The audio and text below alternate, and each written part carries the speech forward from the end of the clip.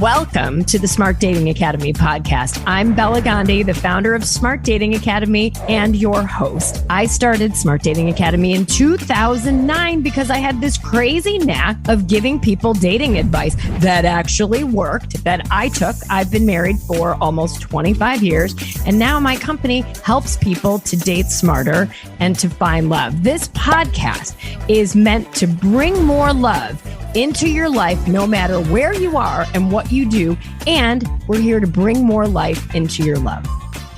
Smart daters, welcome back to the podcast this week. I couldn't be more excited and delighted to have this conversation with my new friend, Laura Day, who I think is going to make you feel like the mind blown emoji, but then like a heart right after that. So Laura is a New York Times best-selling author. She has spent over 4 decades, I think her entire life, using intuition to help herself and to help others and to help billion-dollar companies achieve their goals. She is amazing. I'm so blessed to have found out about her work, to have her here.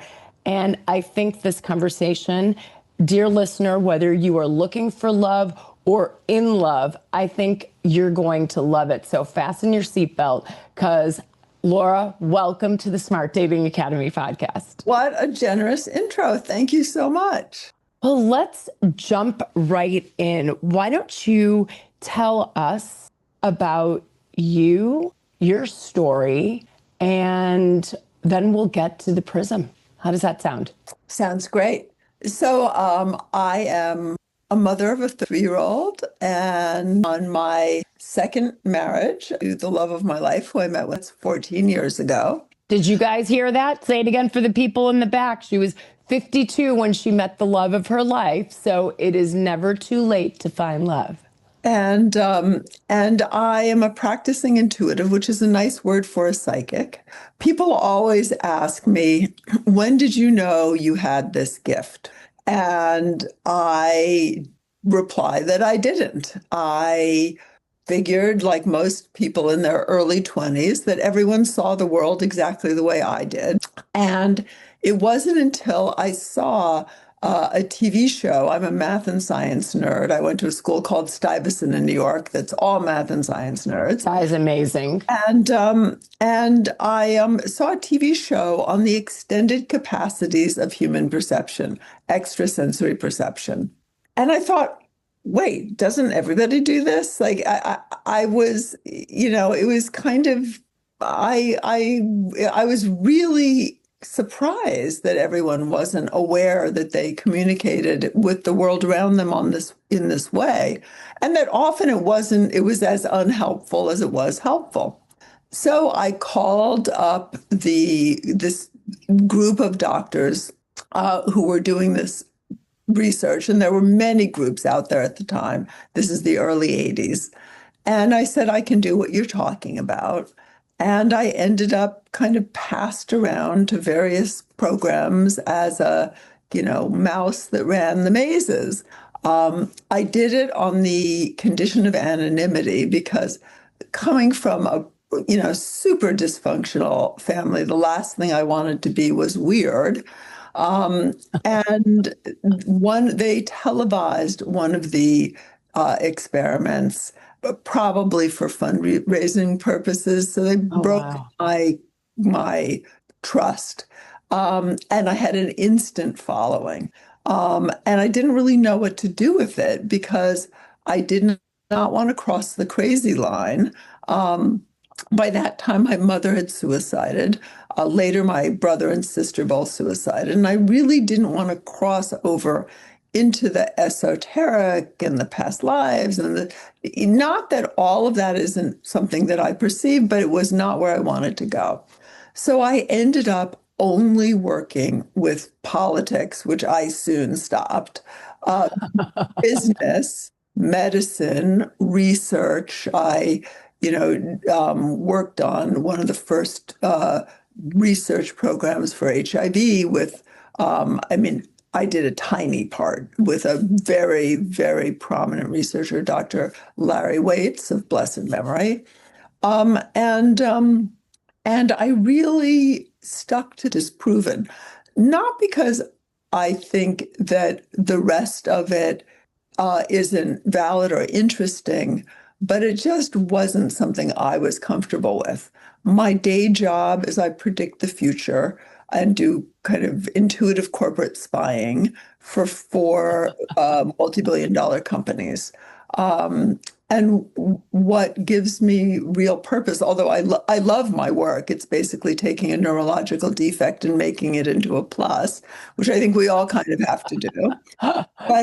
You're But so awesome. what I love is making everybody in the world as weird as I am, having them aware that this is functioning in their lives all the time, and then training it and directing it to create better lives. And as intuitive as I am, and I am extraordinarily intuitive, I'm functionally disabled in other areas, but I am an extraordinary intuitive. Um, I, I really realized that even with me, it had to be trained because that same intuition that allows me to see the future with great accuracy or know what's going on inside someone's body at a distance also allows people's demands, people's pathology, people's wishes to be experienced by myself as my own. So it wasn't very helpful in many ways in building a life. The Prism is my seventh book, and the Prism is actually what saved my life, not intuition, but intuition's ability to allow a download that you're too young to understand and have it drive your car for you until you are a trustworthy driver. I read your book. It's amazing. And everyone listening should get the book and read the book. And in the book, you said this, the Prism saved my life, and that you want to be angel for people. And that just gave me chills when I read that. I'm like, oh my gosh, I love you already. Can you tell us a little bit about your story and your background? You mentioned some dysfunction and how you grew up. And I think that that'll set the stage for people to really better understand you and the miracle you are. Well, one reason I put memoir in this book, and it's interesting because I have such bad ADD that I forget. So I forget consistently that I put my story in this book. You did. And one of the reasons I did was that I think that I experience from the tens of thousands of people who email me or show up in workshops that people feel that they're too defective or they're too, Broken. unworthy or broken to receive what it is they want. And I really wanted to start by saying to people, because I think a lot of self-help is I've found the answer and I'm evolved. I'm not evolved. I wanted to say I've been, and I'll give a little history, but I have been raped, I've been beaten, I've been left without food. My parents really didn't consider their four children, which is why two of them are dead by their own hand. I've had to do things that survivors have to do. I've been people that I'm not proud of to survive. There is so much that I had to be and do and endure to get to this point, and all of it has turned into an advantage. That's not to say that when difficulty happens, it always has a bright side. No, often it kills you, or often it really does hobble you, which is why I wrote The Prism. I was at 5 years old. My parents lived in one apartment, and mean me and three younger children lived in an apartment next door, not unconnected. You had to go out into a hallway and pound on the door because, of course, you weren't tall enough to reach the doorbell. At the age of 5, and your mom had your siblings in pretty rapid succession. So four children in 4.5 years. So I was there with a 6-month-old as the youngest. And I was the eldest. And, most of, especially at night, we were alone. And there were periods that things functioned and a lot of periods where they didn't. And in many cultures, a 5-year-old does know how to feed or change a younger child because there's an example. But I was raised by a suicidal manic depressive who I adored, my mother, and a violent, very funny, very smart, warm, but violent and inconsistent narcissist who was also, when I was that age, a young physician. So really not home very much. We had help sometimes, but most of the time not at night. People remembered to feed us sometimes. It was really a very chaotic upbringing. And of course, when no one is protecting you, every predator comes out of the woodwork. And so, one of the things that the Prism is about is that you don't have an I. You're not individuated. You're not separate from your environment at all. You don't have that capacity. Until around age 7. I was lucky. The same thing that made me unable to memorize the periodic tables, very severe executive function problems, ADHD, also allowed other things to come through me, not become part of me. People confuse intuition with wisdom, and it's not. Intuition comes through you. So when I had younger children, because there was a demand that was way above my pay, this ability to do things came through me, almost took me over, as if I had a prosthetic exoskeleton or someone else driving my car.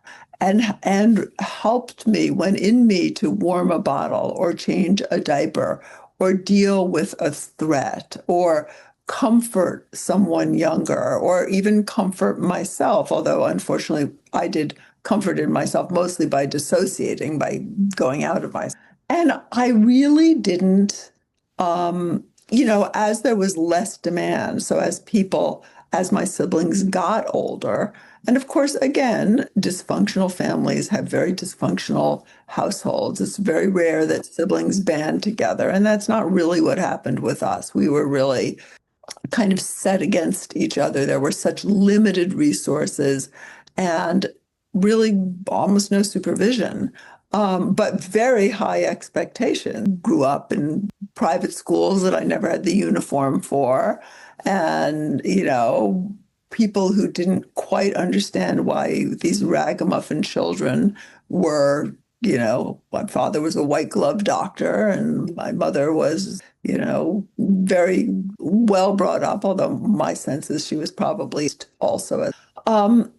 And so I wrote 6 books about intuition, because intuition, the same trauma and the same kind of organic structure that allows my brain to do these incredible things, really also opened a window for the fact that we all can use our intuition to get the information, and that we all need to have boundaries to our intuition to not be taken over by opportunistic situations and people. After my brother and sister committed suicide about a decade ago in quick succession, one after the other, in 2 years. And, there seems to be a witching age in my family. My mother committed suicide at 43. They made it to their very early 50s, which is interesting because that's when my life really came together. By that time, I had a successful career. I had a wonderful son. The one thing that I really had not been able to create was a good partnership, a good love relationship, even though I'd had them, but they resembled my parental relationships with me in the same role. And I'll tell later the very funny story about how I met my husband. I can't wait. Intuition was one place that my programming was going to override. So so I realized, I asked myself, I don't and why are these two brilliant, educated? I mean, my brother graduated from Harvard. He had a master's from Stanford in control theory, another master's from the University of Virginia in business. My sister had a, law degree from Columbia Law School and passed the bar on her first try, and was, stunningly beautiful and shockingly smart. And I don't understand, why did I survive? And the prism, and it happened between the suicides, interestingly enough. The Oh, prism came as my answer. You had this. You didn't have the understanding to know you had this, but you had this. And when you needed it, you could touch this and it would work for you.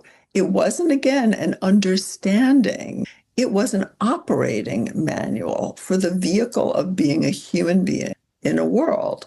And I divide my books in ones that are based on experience. So all my intuition books are based on being tested, being told you're special, knowing that no, I was not special. Everyone could do it. Translating the tests into something that would train people and creating workshops that are in these books. But there are two books that I really have channeled, meaning they've just come through me. through you, like you were supposed to write them. It wasn't that I was supposed to write them. It was they came through me to help me. They weren't part of me. I didn't know about it. I still do this book all the time, and the other one, which is called The Circle. So the circle is really, how do you make your intuition go on automatic pilot? So you're not getting data all the time, but you're making the right moves. You're dealing with the things that get in the way of just being successful, being happy, getting things done without having to know all those things that we don't know. And that's The Circle, you said. That's The Circle. That was Okay. fourth book, although it was the first book it was the first system I ever used, which I used to write my first book, which was a New York Times bestseller, and saved my life in so many ways. The Prism is really taking down how that owner's manual works. So how it's not like most self-help or even like most intuition, in the sense that it's not look inside yourself, change yourself, because you know what? You can't think or act outside the box. You are the box. You are the boss. 90% of it is subconscious. You think you're doing something different, but you get the same results. So you weren't really doing different. You're like in a program. You're in a program and you don't see the program. So you need a catalyst. And that's why I write self-help. It is a catalyst. The difference is, it's not about changing you. It's about doing some tiny, tiny something. And I use the example in an Oprah article about wearing a red dress. In my generation, redheads weren't supposed to wear red. And in a bad moment in my life, the dresser gave me a red dress. I really was the least of my problems. I wore a red dress. It changed. Oh my People God. responded to me differently. I responded differently to what was coming toward me. Just the fact that I wasn't so controlling, that I actually wore something I wasn't supposed, I broke a rigid rule that I had stuck to for, I don't know, at that point, 50 years. It completely changed my life. So the prism really doesn't say, understand yourself, look for another 30 years at your belly button, at your navel. It says, oh, you want love? Go to the fourth ego center. That's what rules love, your heart. They correspond to the chakras, but they're not the chakras. Right. Go to the fourth ego center and pick one assertion that feels ridiculous to you. Because if it resonates with you, it makes you, create something you've created before. I love when people say, this resonates with me. I said, then's useless to you. You need a catalyst. So for some, so you have to pick the thing you really don't believe. Like, when I'm not loved, I'm not in the right place. Now, Cognitively that makes sense, but how many of us keep showing up with people at parties, at dinners, at family events, at jobs where we're not loved, we're not in the right place. And the fourth ego center isn't, the heart is not about love. Our first experience of love is being valued. We learn how to love by being born and being valued, not because we're cute or quiet or good, because we are. We exist. Because we exist. From that, very quickly, you learn to be of worth. And you see a tiny baby like saying, oh, wow, when I do this, it makes mommy smile. Or helping to hand something that you think somebody else wants. You see that before even a year old. And from that comes dignity.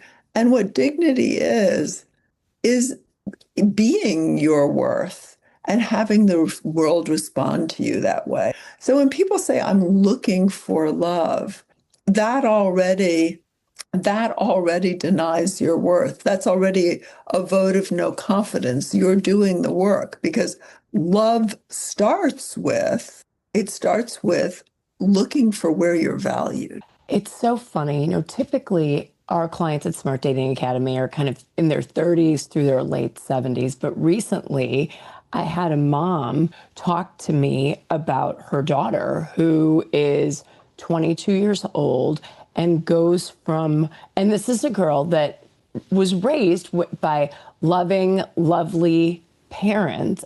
And she says, my daughter says, I have to be in a relationship at all times, or and she goes from relationship to relationship to relationship since high school. Can you talk about what might be going on?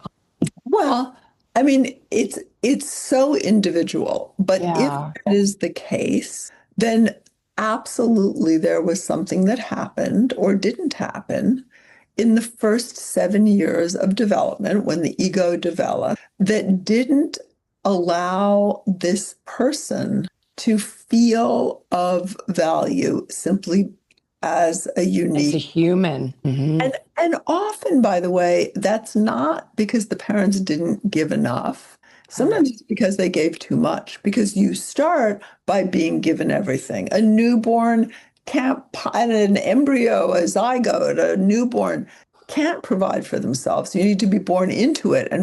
But the next phase is the maturation phase, where the beginnings of autonomy start. So often a child is so overvalued and the caretakers don't allow them that struggle to find their worth in situations.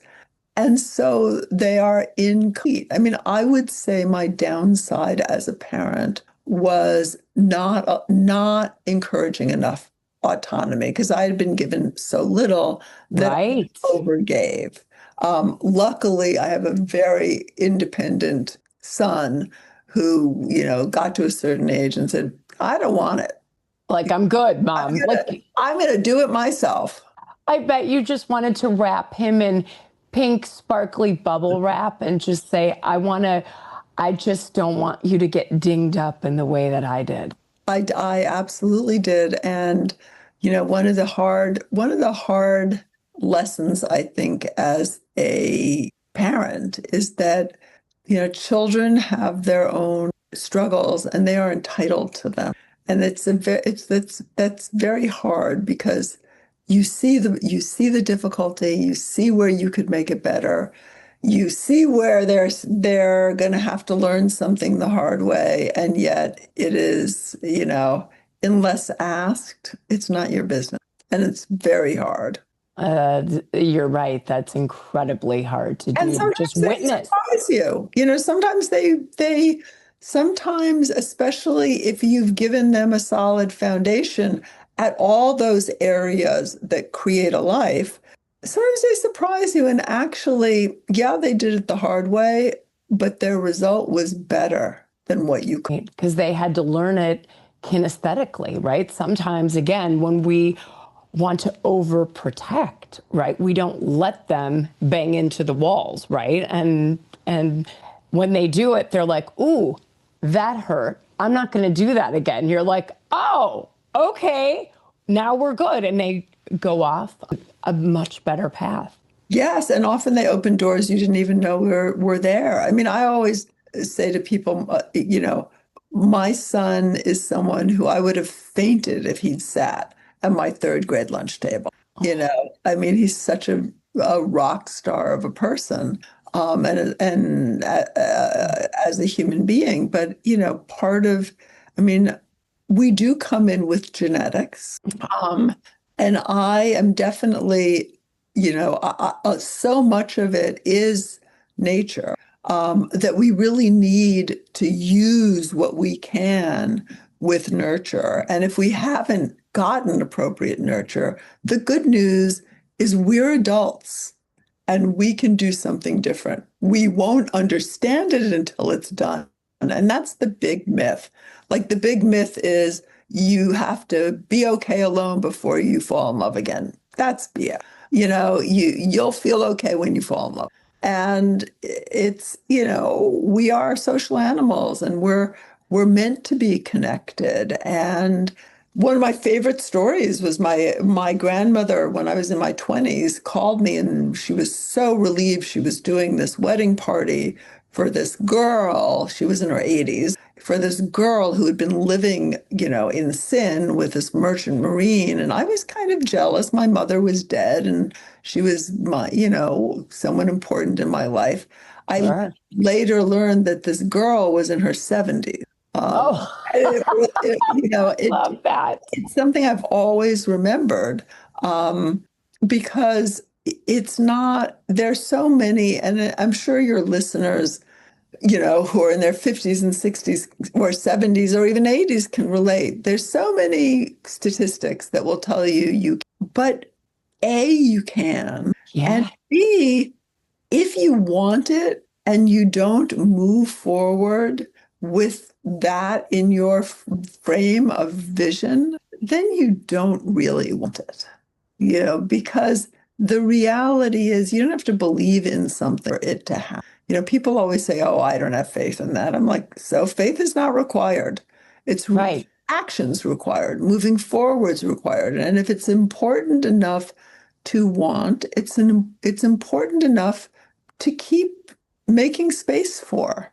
It's so true. Action is everything. People will tell me, well, I've been through years of therapy. I know what a narcissist is now, right? Like I could spot one walking down the street. I said, listen, when you get into the arena, that's when you're going to know, do you have the power to discern that or not? I'm like, knowledge isn't power. It's action is power. It's doing the right thing at the right time. Do you see the thing? And then do you say no to the thing? Or do you say yes to the thing like you have 1,000 times? Or do you say, frankly, it ended badly, but I was with a very helpful narcissist because I gave this person an identity.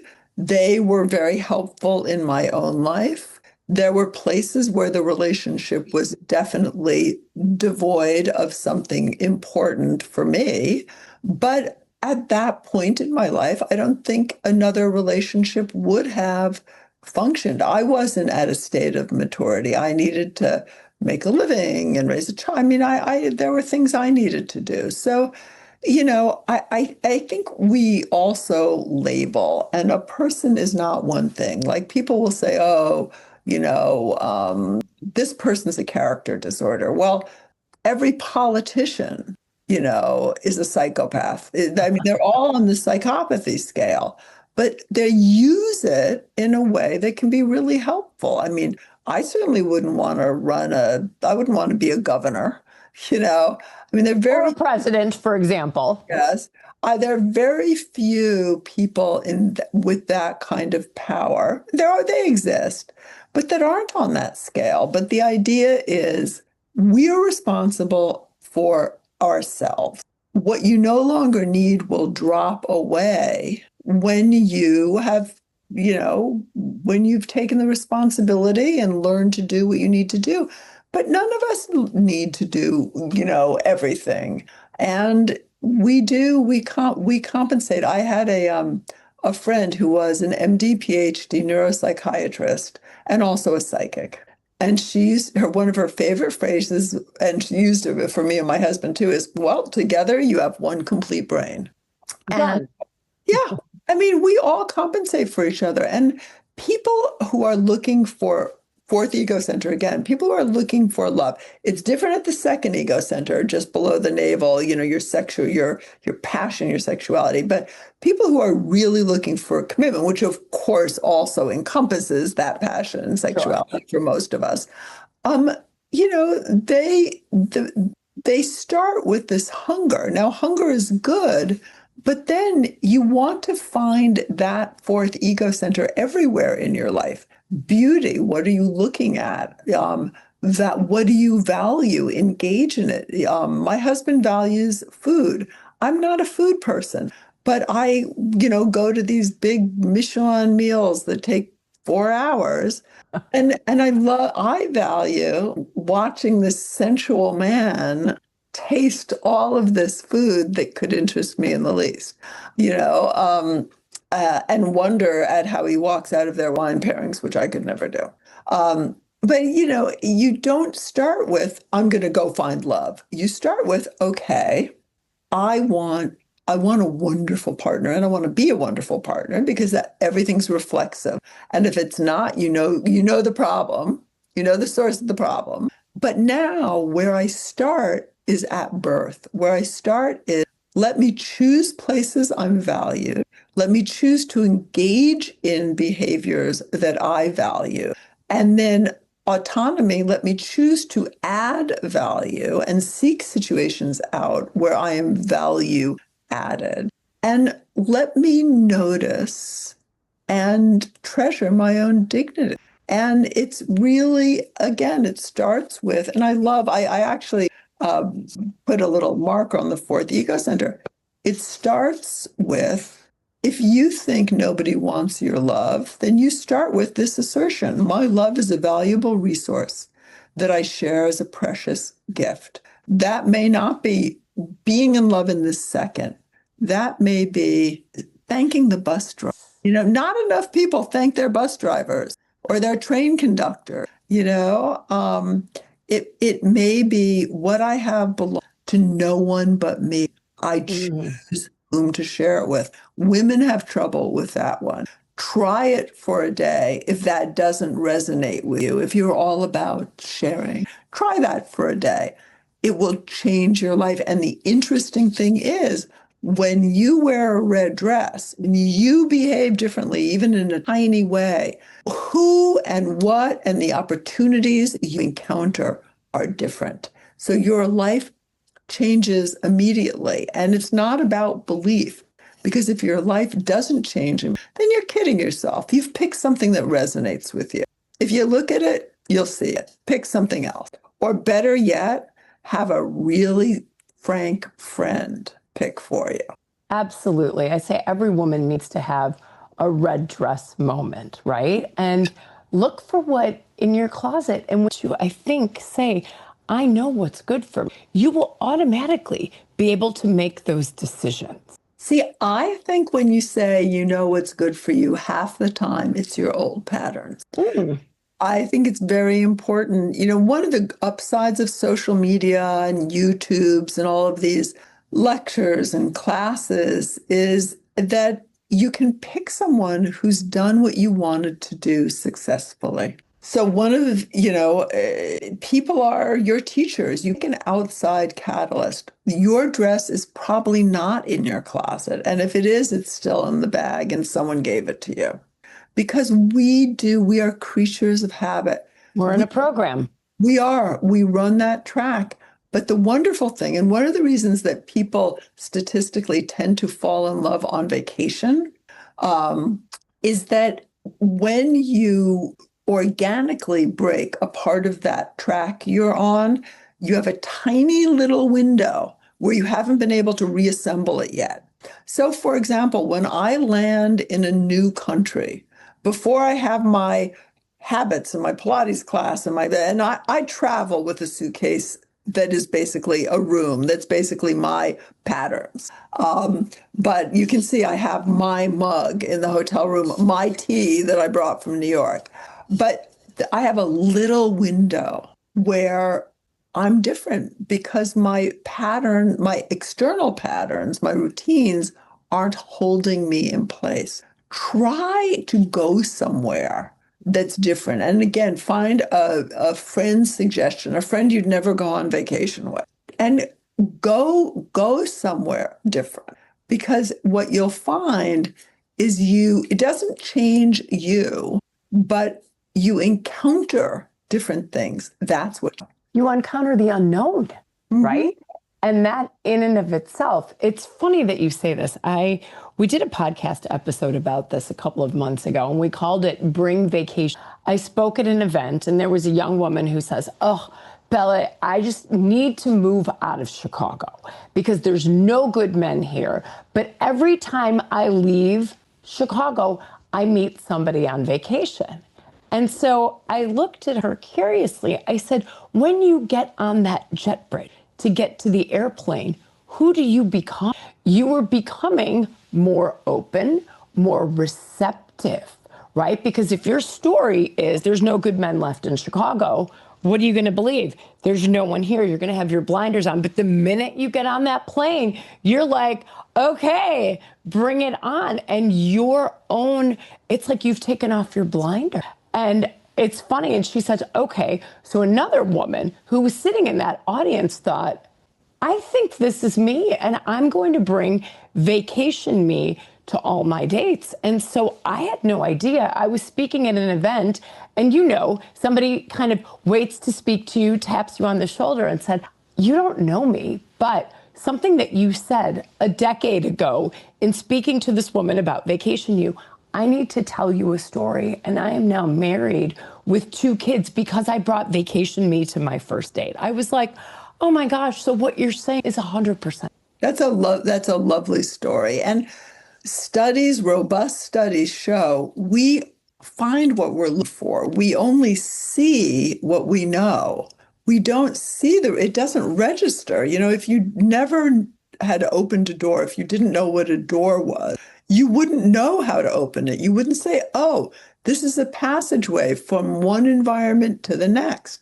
And again, I know social media gets such a bad rap, but one of the wonderful things about social media is that you can see how other people do it. Maybe not on Instagram, but on YouTube's, on, authors who've found systems, done things in a way that work for them, or watching someone, speak about love and speak about even love and loss, and allowing yourself to experience the world from their point of view for a while often opens something up that then leads to a different behavior. Because again, it is so difficult, this message that we get that we have to be better, or we have to.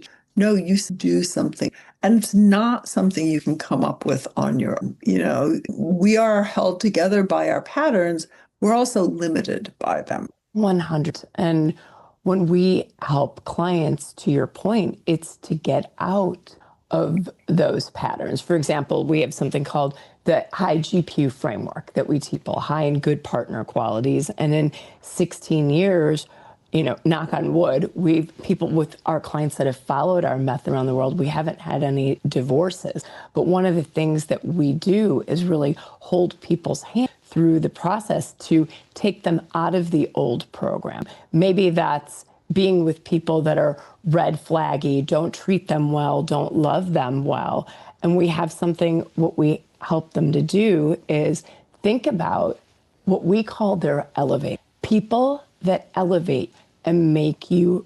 And so now we have them think about their elevator people. Who are the people in your life, they can be alive or have passed, that make you happy, that make you feel really. And we go through it person by person. I actually have one here on my desk that's a little jumbly. And we have them go through that's their elevator.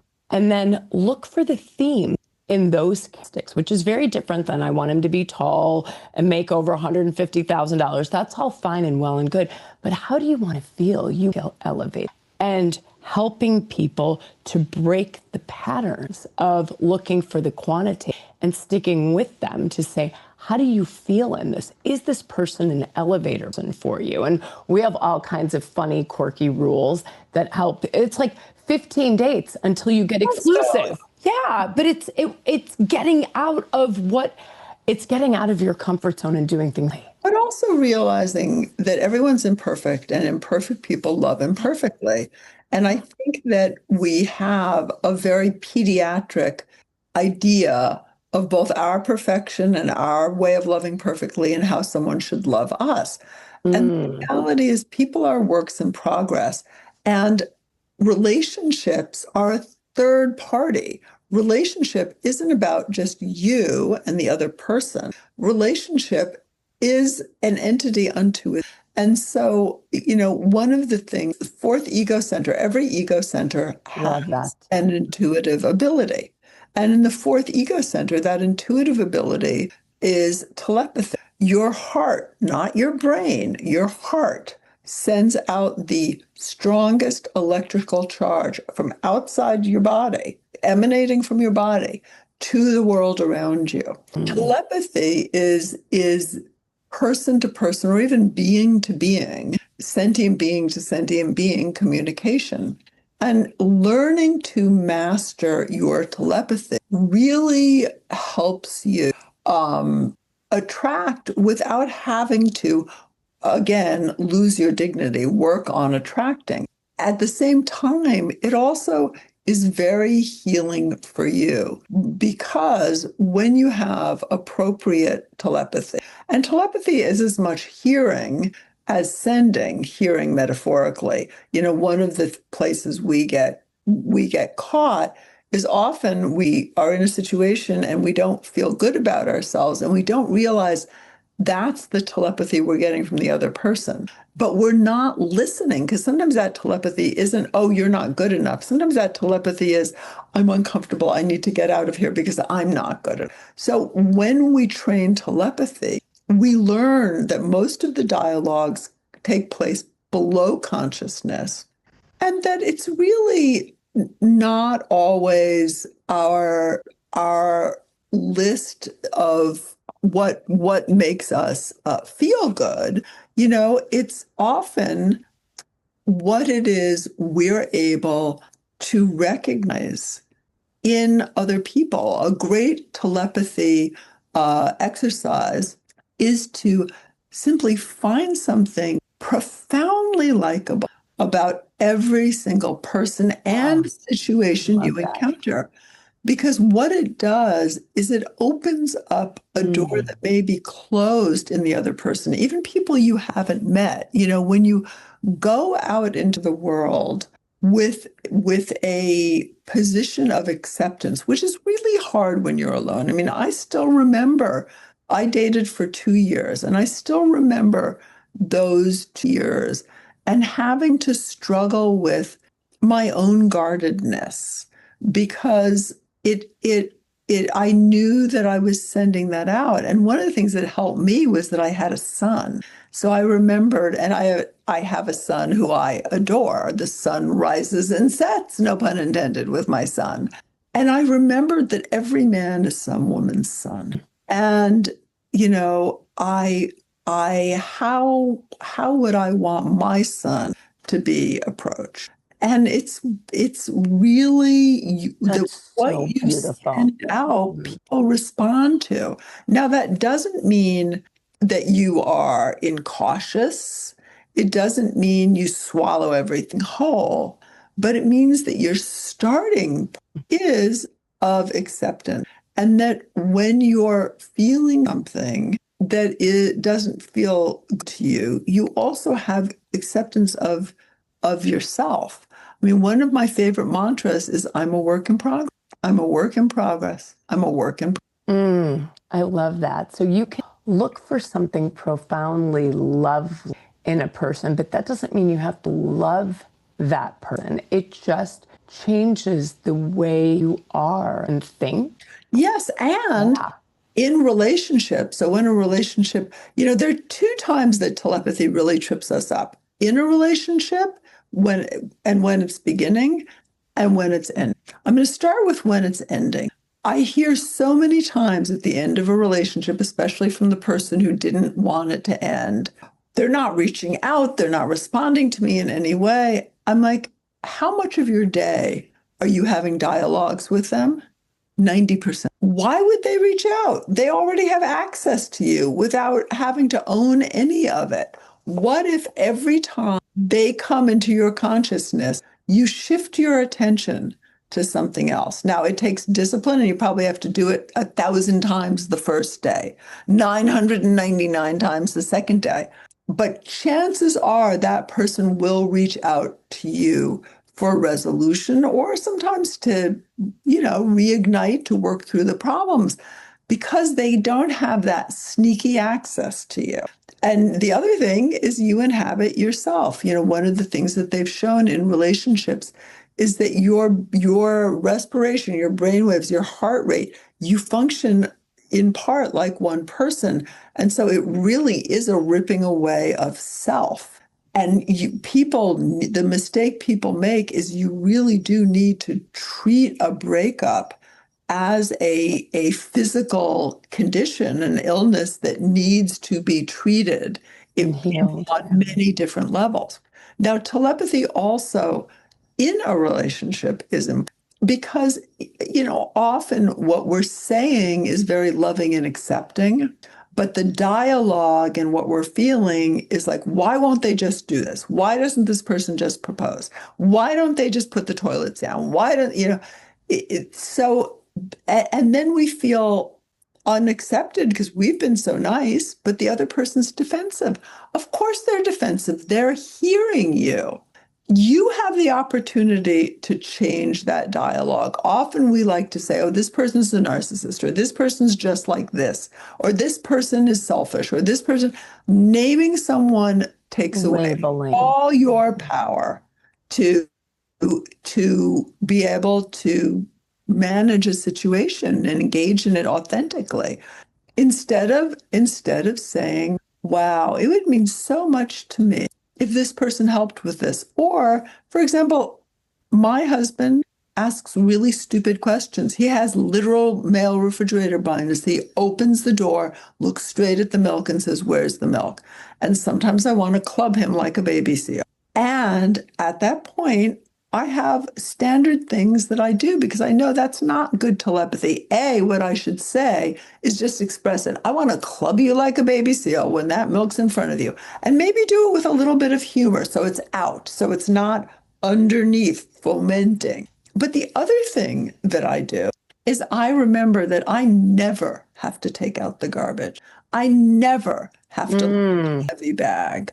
He cares so much about my happiness, my satisfaction, that I like what I'm tasting, that I like what he's wearing. And I have my Bible of things that are so beautiful about him to appreciate.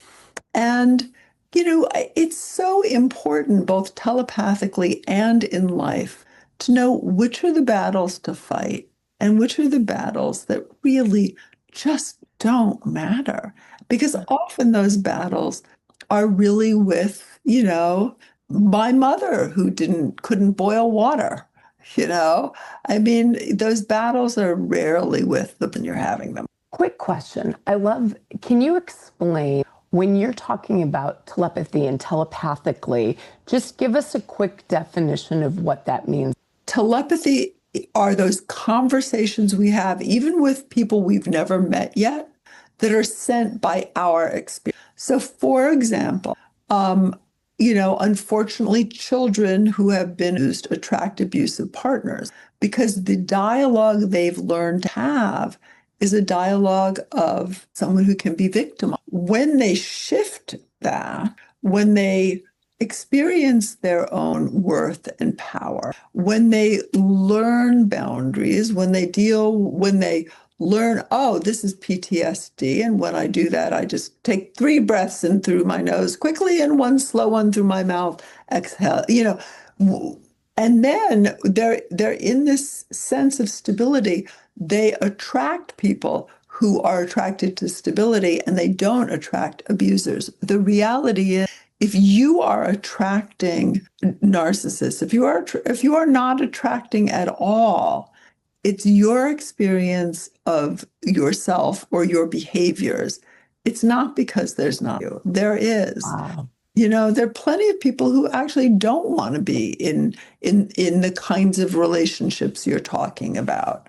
I know quite a few of them. I can't even believe they exist, but there are. I mean, I'm someone who always is I love that. Yeah. Oh, sorry. I didn't mean to interrupt you. We are always communicating. And the healthy thing about telepathy is what that means is you need to find ways that sometimes that's getting enough sleep. Sometimes it's some therapy. Sometimes it's behaviors they do differently. Sometimes it's medication, sometimes it's exercise, all different things, healthy things that make you feel good. Because of course, if you value yourself, you don't do unhealthy things. I mean, of course, we do unhealthy things, but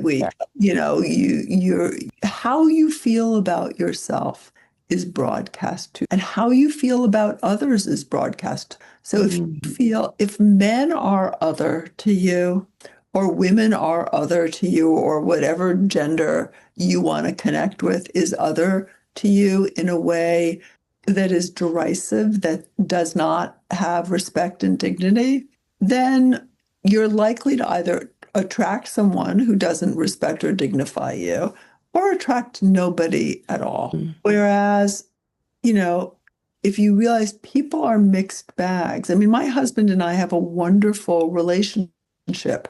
That doesn't mean there aren't bloodstains on the carpet from working through things. Relationships are the most elevating thing that you can have. And I'm not just talking about a love relationship, a relationship with your parent, your child, your neighbor, the bus driver, the person who, you want to scowl at, but you don't. You find a reason to say, I mean, it is really how you experience you. And it starts, again, 4th ego center, with value. I love this. Speaking of your lovely husband, and I love the bloodstains on the carpet. I've been married 28 years, and absolutely the bloodstains are in each and every room of the house. But tell us, how did you meet your husband? So I, after my prior relationships, all of which served me for the time that they did, but after my prior relationships, they had a lot in common with how I was raised. And my role was the same, kind of a caretaker. And I realized that the one place that I really stumbled on my intuition, stumbled on my habits, was that people like my parents felt like home to me. That's what felt comfortable to me. So I asked my 2 best girlfriends who had long-term marriages with good men who they were still in love with to set me up with men. And I had these criteria. They had to have known them for at least 20 years. They had to have been married and had children and had been good to their ex-wives and children. And they had to have nothing to do with Hollywood, just because so much is entertainment. And I got everything except for nothing to do with Hollywood. And when I met my husband, and they set some rules for me. And I wasn't going to date one-on-one. I had to go out to dinner with them as a couple and this other person. And they had some rules for me. And I listened because, again, you need an external catalyst. You need to do something differently. I had to have 3 dates if the person asked me out again. And if I could even force myself 1 kiss. So I met my husband, and this is before I knew how to text. And I emailed my friend. I said, don't encourage him. He's not my type. And she said to me, honey, maybe that's a good thing. Okay, for example, let's get out of the program. Right. But she also said, listen, you have to go to the same premieres. So he can be your plus one, you can be his. So I did the 3-date rule. My guard was down because I already knew he wasn't my type. So it wasn't going to be a relationship. And the second date actually got delayed. And then when we had it, it was in a moment synchronistically. And I don't believe in coincidence. I think we live in a causal synchronous universe. Synchronistically, it was when something very difficult had just happened. And he was so solid. And my guard was down, but also I'd just been run over by a truck. And so I really appreciated his presence. Still wasn't my type. I mean, he loved Clearly. He was employed. He had no deep-seated rage, no addiction problem. Like he was just not my type. Boring. Boring. Third date, the man was a wolf. Hand on my leg, I take his hand off my leg. Hand on my leg, I take my hand. But a polite middle of the United States wolf. And I thought, okay, and he really wanted to kiss me. It was clear. I'm fine. I'm gonna do the kiss. Yeah, you promised. One kiss. I did the kiss. That was it. We've been together ever since, 14 years. Oh, I love that so much. And he is literally, we wake up in the morning and we've both had some challenging relationship histories. And we look at each other almost every morning and we say, we are grateful for whatever got us here. And I have to tell, those of you who look at people who've had long marriages or who, had lots of great consecutive relationships, it's interesting. Love when you're older, and I'm 66, is a little bit like a smorgasbord. When you're young, you go to a smorgasbord and you try everything. You eat too much and you feel sick, and it's an unpleasant experience in the long run, even though it's exciting. At a certain age, you know what you like, even if you don't know what it looks like, even if you've never tasted it, you kind of have some different sense. And it really allows. The other thing is, when you're old, the questions are different. I didn't need someone to support me. Right. Second, ego center, being able to nourish yourself. I could nourish myself. I was able to take out my own garbage. I knew how to operate in the world. This may be a little untoward, but believe it or not, I didn't discover a vibrator till I was 50, so I could take care of all my basic needs. And I really was able to pick some, or to allow myself to be chosen by somebody just because being with them. And it was really an amazing, it still is, it's an amazing experience. And relationships, people change, relationships change, and changing with them, and sometimes that change does feel like a betrayal. But there's something wonderful. What my husband wanted to get married, and I did not particularly want to get married. I had the longest divorce in history, but I valued him to say, okay, I want to give him but I wanted to get married in my kitchen. I wanted to not buy a new dress. Like I had all of these, but I valued this person so much. And when I said I do, I burst into tears because I realized I had just done something so wonderful. But the difference between an older love and a younger love is also the level of commitment is different, because as you get older, things happen. Your world actually changes much more quickly when you're older than when you're younger. Your friends move, your friends die, your friends have problems with their children. They also get wonderful new jobs. They start new careers. Like everything shifts when you're older. You're not as structured, certain. And you really, in a sense, say to yourself, do I value this person? Not, is this the person I want to raise kids with? Or is this the person who can help me build a home or help me create a good financial, but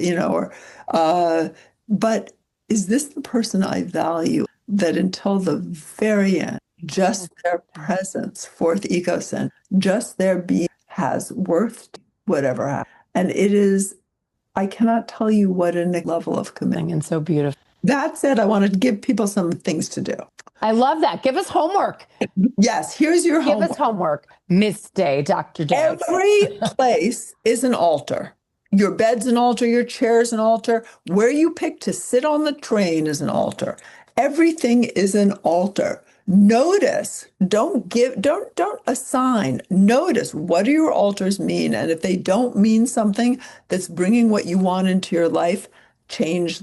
Everything you do is a ritual. Do you wash your face and say, oh my God, I look so old? Or do you wash your feel the beauty and smoothness of your smell the beautiful scent of soap?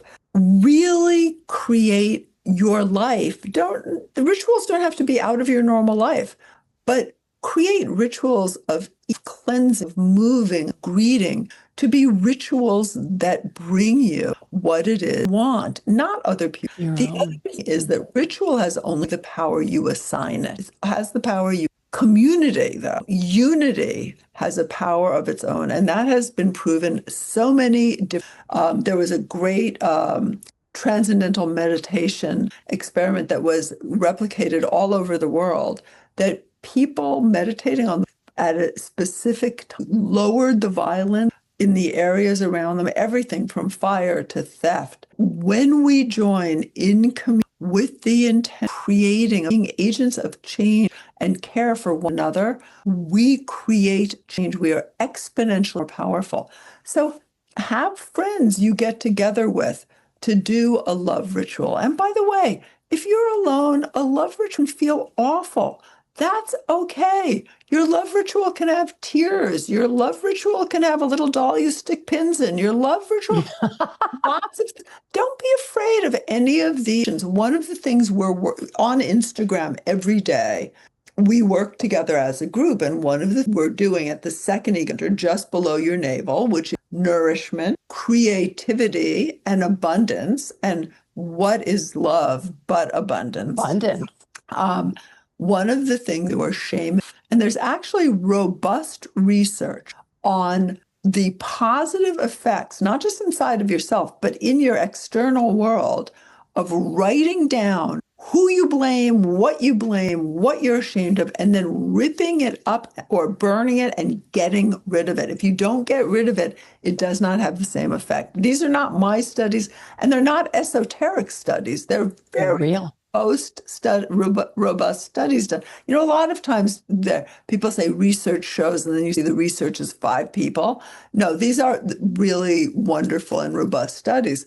So get together in groups. That's what celebrations to be. Get together and be a bar. You know, one of the things I did is if someone wasn't for me or if I wasn't for them, I had all kinds of single girlfriends who I would say, you should meet. And I actually have a marriage or two as well. I really engage in, we tend to think about our lives a lot. And that's really what the book is about. Different ways to immediate. And you're big on goal setting. Well, goals give energy context. It's like gasoline without a car is just a spill on the ground. A flammable, smelly one at that. Goals give your energy and your efforts context, and it also interprets for you and helps you direct what comes at you from the world. So it's really important to have goals, and they can be specific, they don't have to be, but what they do have to be are things where you know when they end. So when someone says, my goal is to be happy, I'm like, you could get ahead and be happy. Is that your goal? And they're like, no. Okay, so you're happy. What is that in your life? I am in a wonderful home with a great job, with a great, and I'm in a way that I'm not worried about the future.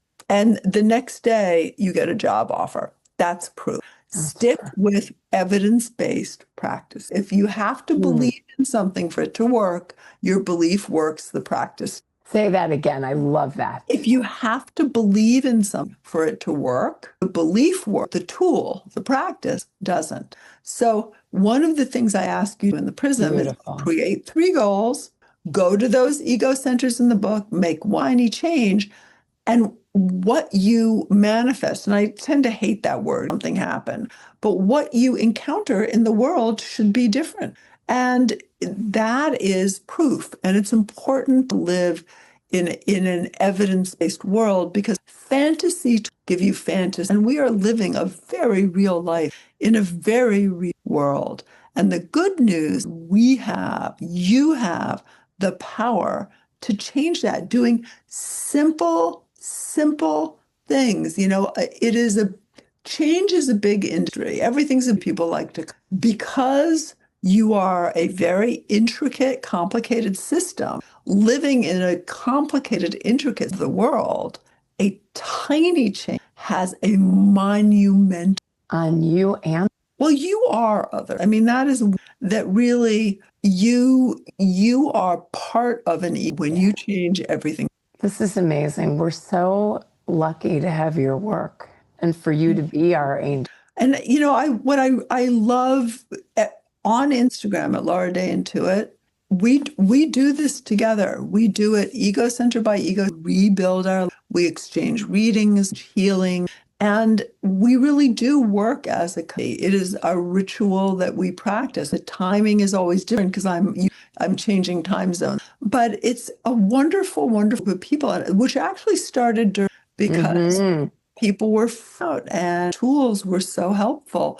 Some people said, oh my God, I can't do all the things I used. And one of the things we did is, we can't do all the things it clears a field for new things. Let's do. Well, you are profoundly changing the world. And all of you, make sure, I'm going to put the book and the show links. And for those of you watching, this is amazing. The Prism 7 Steps to Heal Your Past and Transform Your Future. We're incredibly lucky that Laura dug deep and figured out her system and is sharing it with us. And why wouldn't we? So thank you so much for sharing this and sharing your work with us. Thank you so much. And please put the Instagram link because that's where you can really see your own intuition working for others. So it's a little easier to identify it than in your own life. And that was Laura Day Intuit? Yes. We will have it all in the show notes. So thank you so much, Laura, for being on the podcast today. I would love to have you back again and continue the conversation because I feel like this could have gone on for 3 more hours.